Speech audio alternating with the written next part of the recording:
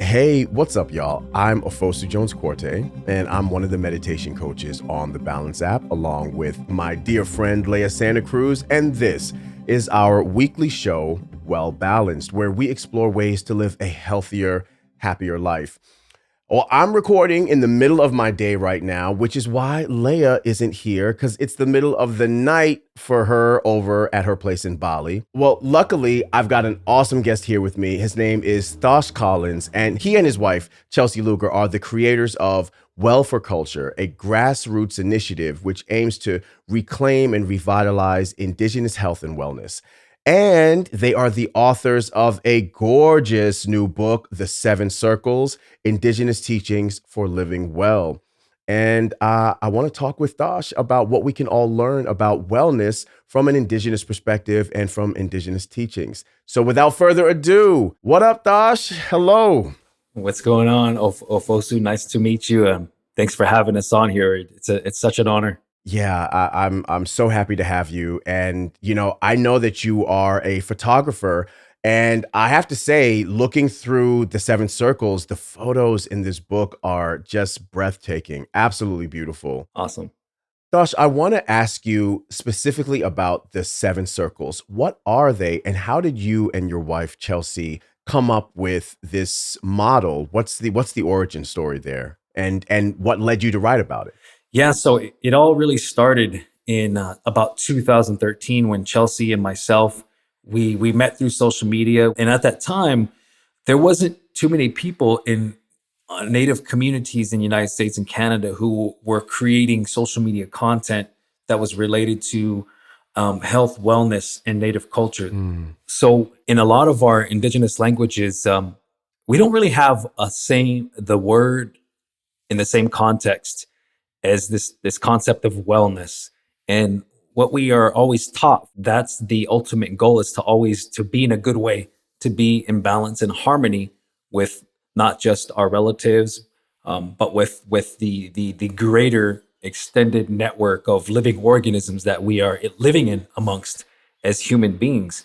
So like where I come from, they say stoic, to live a good life, to live a good and live a healthy life. And I come from the Onakamir O'atam, the Salt River people, and my reservation that I was born and raised at is right outside of what is now known as Phoenix, Arizona. And my wife Chelsea's community that she grew up in, North Dakota, is the Turtle Mountain Chippewa people and also the Standing Rock Lakota people. So Chelsea is a writer and myself as a photographer, we wanted to put our skills together and add in there our respective upbringings in our Native communities. So when we got together to create this content, we realized there's so much more to this than just showing a few photos and articles and writings about living healthy as a Native person. We need a model. We need something comprehensive and easy to follow. What were the aspects of pre-colonial Indigenous life that allowed our people to thrive, where we did, and to develop who we are, what kept them well?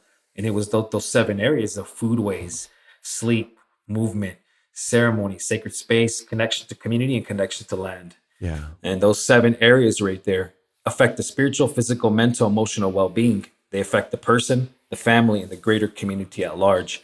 You write in the book about the toxicity of mainstream wellness culture. And this is something that is at the forefront of my mind as a spiritual person, as a wellness practitioner, and as somebody who is a part of the wellness community, trying to dodge and watch out for the landmines of appropriation and exploitation, et cetera, that can happen. Yeah. Are the Seven Circles practices that you feel are primarily aimed at healing and wellness across the Indigenous communities that you've been working with, or are they adaptable to the wider society? And then if so, how can we avoid appropriation when implementing them? Yes, the Seven Circles is written in a way that can benefit all people from all walks of life. And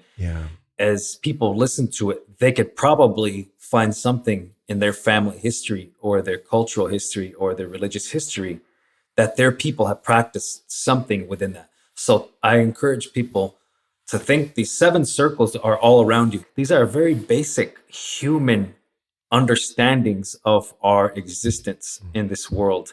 And that's why we believe that 7 circles is appropriate for everyone. So where it becomes appropriating of culture is when we start to, like what we've seen a lot in the mainstream wellness industry and community, and Right. is that's where we start to see people will see things they like and they start picking from various cultures. Well, someone might pick a Maori haka, they might pick a hand drum from the Northern Plains people, they might pick saging from Plains people, and they might pick some sort of like powwow type movement, and they start incorporating these. They start doing a mishmash of these things without having a real cultural context and understanding of where these fit in. Right. And this becomes the hard topic about cultural appropriation.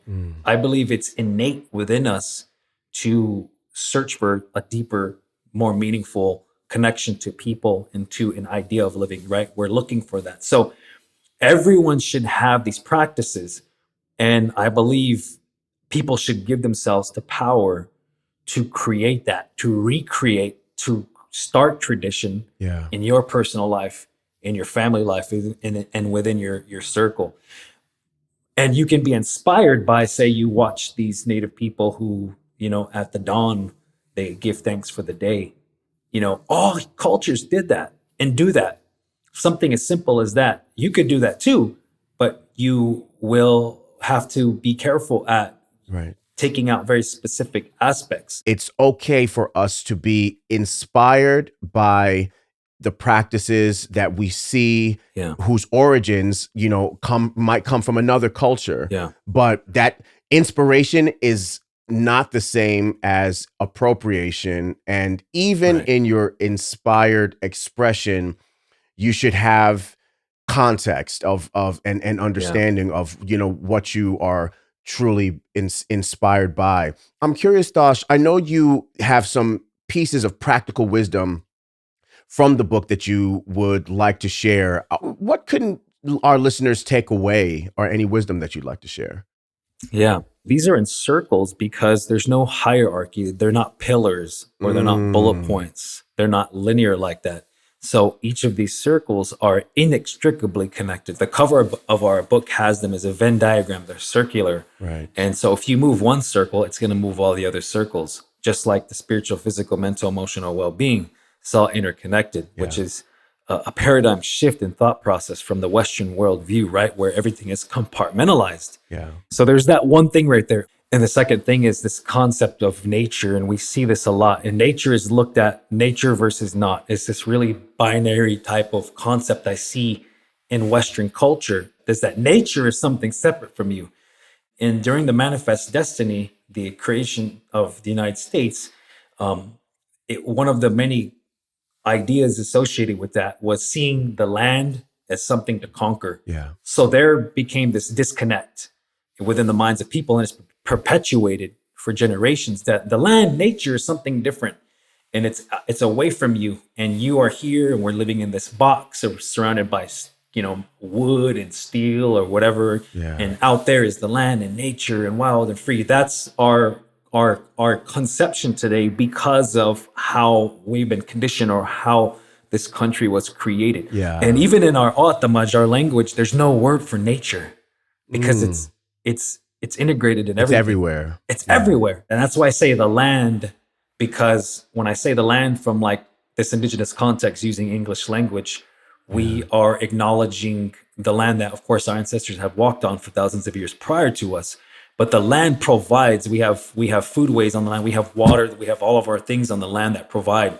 And it's all around us. These are really important life-giving elements. And everyone, regardless of your spiritual or religious orientation, everyone can agree that those are life-giving elements. Absolutely. And to me, so that's what's sacred to me, is those things right there. Those things provide life. We can witness every day the sun coming up at dawn and light rays shooting across the land.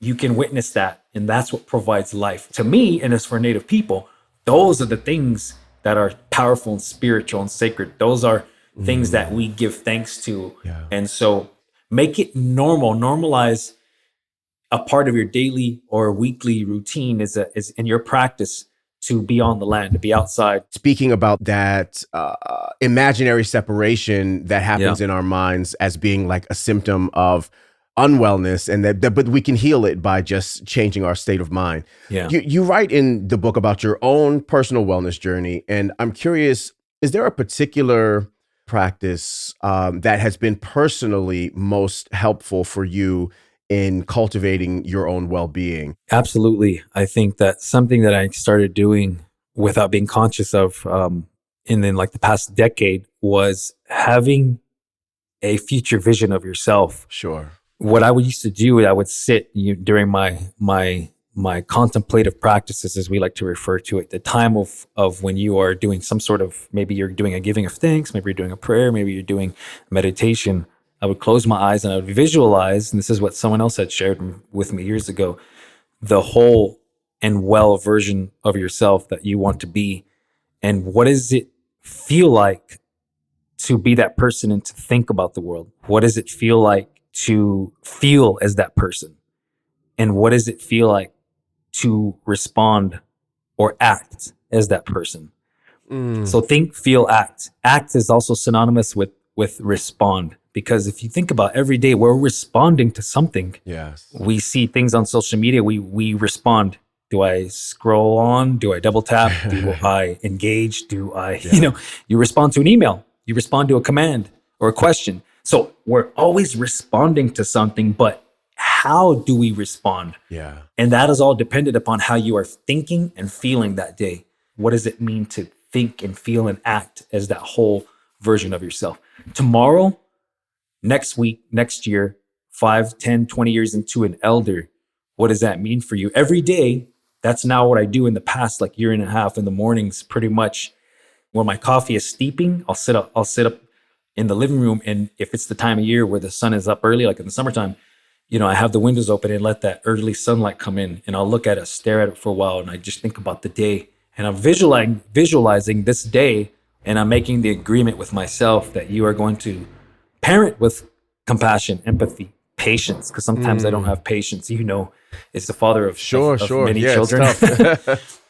Your patience is tested. So that's my agreement that I make to myself. Have patience today, be in a good way, because this is going to ripple effect. What you're thinking and feeling and acting it's having an effect on how those people think, feel, and act, in a sense. So that's what the things I'm visualizing in the mornings. I love that. It reminds me. So just I'm thinking about my own meditation this morning.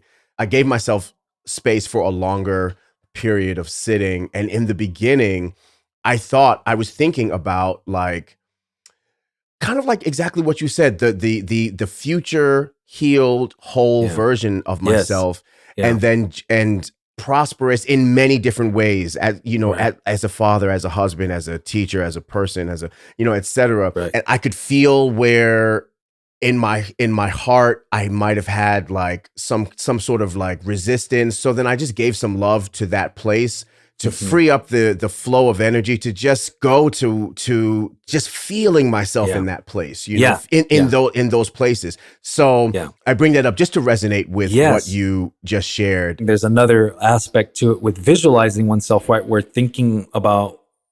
trying to feel, it's like what you're saying, we're trying to feel what it's like to be the whole well version of yourself. But what we should always do at the same time simultaneously is have gratitude for where you are at, even though there may be some things that we are not comfortable with being at, which is why we're visualizing in the first place. I want to ask you real quick. There's a picture in the book of a young woman, I believe, holding a big like tree trunk and doing like a front squat with it. And you mentioned something about Earth Gym. So how's that different? How's Earth Gym different from how people might think about fitness? I love a garage gym too. I love a gym. Like here's my garage gym back here. We have our kettlebells and our Rogue rig. Nice. So I've been doing functional training myself since 2003. So I love the gym, and I developed a lot of my strength, power, agility, and stuff on the in the gym. But I was also raised doing a lot of stuff on the land. We were always playing on the land. A lot of our ceremonial practices or indigenous runs take place on the land. And so for me, it was just something sort of like, I guess, normal or natural to go out and try to incorporate rocks, logs, and things like that. And also, too, there was an Yeah. elder who had left us about 2 years ago. An elder, he was Cree and Blackfeet. His name was Charles Tailfeathers, and he, within the Native Wellness Institute, which is a nonprofit that serves Native people, he would facilitate workshops, Indigenous games that he was taught as a kid. So there's these like relay races, these obstacle course type things, and they all had a teaching with them. It Yeah. was about doing it for a purpose. Like they say, we're doing this because you're celebrating your body, or you're doing this because the people need help, and it uplifts people to see these sort of relays being done here by the young people racing. Yeah. There's this one where young men warriors would put water in their mouth, and they'd have to carry or run a rock up incline to the top without swallowing that water. So you're left just nasal breathing. And there's a lot of science Wow. today that looks at how that improves your overall cardiovascular output, your O2 max and such. So this man would share these things, but he didn't know the science. So that also inspired me to, hey, get out on the land and get out of this cold steel environment of egos and bro science or whatever, and get out on the land Yeah. there. What can a rock or a cliff or a log or a steep incline heal? How can that strengthen you, not just your biomechanics, but your grit, your overall durability, your grit? Yeah. It's a shift in the thought process of you're surrounded by the land and the elements and your sunlight, that air around you, and you're grateful for that, and you're grateful to connect to it. So that's sort of what Earth Gym is. And that picture is actually Chelsea in Prospect Park in Brooklyn when she Oh, used to live wow. there. Okay. Oh, nice. That was in 2013. Word. Yeah. I mean, I found it fascinating. And it's, as somebody who is very interested in the connection between mental health, spiritual health, and physical health, and how exercise and movement helps with all that, I found that fascinating. Yeah, it's all one. I'm super, super grateful for our conversation today. One thing I always love to ask our guests is, what is bringing you life right now? Yeah. Chelsea, my wife, she went out of town. She went to Washington, D.C., and she did some publicity stuff on our behalf for a book. And a couple weeks ago, she was on Good Morning America promoting the book. And so that's given me an opportunity to parent my 2-year-old and 5-year-old at home. So for me, what's really what's giving me life right now is being able to enjoy the in-between moments, as I say, the in-between your glorious times, your fun times. There's all this in-between space that we tend to overlook. And sometimes we see it as like a challenge. And those are the moments when, you are recognizing I'm doing this. I'm in fatherhood. I'm a parent. This is here. Like I had the girls on, I took them out to the park and we stopped over to grab some water. And I have one of them on a coaster. She sits in the coaster of the bike, and then the other one is in a car seat on the bike. We got this electric bike, and we pull up, and I'm unloading them and carrying one. And this guy walks out, and he's a young guy, and he's like late 20s, early 30s, and he looked at me and the girls, and he stops and he says, "All right." He's like, "Beautiful, beautiful. All right." But after that young man said that, I thought to myself, I said, "Yeah, this is beautiful. This is what we're supposed to be living for. This is it. You're doing it. Yeah. It's not always this glorious moment of, yes, you have got a book release and you got this great contract with this publisher. And it's all the in-between stuff that we are truly supposed to be immersed in present in, and enjoy in, so that's sort of what's given me life lately. I just resonate with that so deeply. I just released a children's book. Yesterday I went on I went on a 9-hour radio tour from right here in my house. But you know how it is, just calling in and talking about the work. And I felt afterwards, I got some more good news. It was all like great professional stuff, and so I was feeling that glorious feeling that you're talking about. Yeah. But then it was time to sit down for family dinner, and if that's with the younger ones. Sometimes it's just like your patience really does have to come into play to create like even the smallest collective moment. But when we were going around the table talking about what we were grateful for, it's like, and when it came to me, it's all that other stuff was there, but it's like actually this very moment, this us being able to sit together and be together, even if it's just 10 minutes, is absolutely what I'm grateful for. So I'm right there with you. I really hear you. Thosh, it's been so wonderful talking to you. Yeah. I am getting a copy of your book for my wife and I to read and to be inspired by. And I so appreciate this conversation with you. And thanks for joining us here. Thank you again for, having myself and on behalf of mine and Chelsea's book, The 7 Circles, Indigenous Teachings for Living Well. Thanks for, having us come on here and let me, share a little bit about the book. And, I really enjoyed this conversation. And so I look forward to continuing to connect with you, and congratulations on the release of your book. We're going to have to get that for our children. Man, I don't want to say goodbye, but we're going to say goodbye for now. Yeah. And we'll stay in touch. Yeah. So for you listening, please go and check out Thosh and Chelsea's new book, The 7 Circles, Indigenous Teachings for Living Well. We've got a link to it in the show description, and we've got links to both Thosh and Chelsea's social media so that you can keep up with their amazing work. If you're not watching this podcast yet, please go check us out on YouTube. Our channel is called, you guessed it, Balance. And we've got a link to today's episode in the show notes. Or if you're on Spotify, you'll see our video when you're playing the episode in the app. Please, please, please rate and review the show wherever you're watching or listening. We love hearing from you, and it helps us to spread the word. We'll be back next week. Until then, remember to be kind to yourself, please. And we'll see you soon. Take care. Peace.